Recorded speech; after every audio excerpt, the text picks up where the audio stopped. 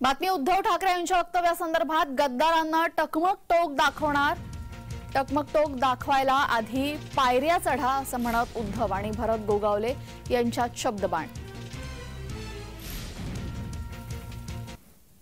शूरवीर जन्माला आले, निष्ठावंत जन्माला आले, त्याच रायगड जिल्ह्यामध्ये रायगड जो किल्ला आहे त्याच्यावरती गद्दारांना टकमक टोक दाखवणारा सुद्धा रायगड याच जिल्ह्यात आहे, म्हणून या जिल्ह्याचं नाव रायगड।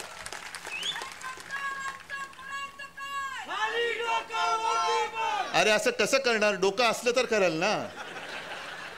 टकमक टोकावरती जाण्यासाठी त्याला पाय मजबूत लागतात, त्याला मन मजबूत लागतं।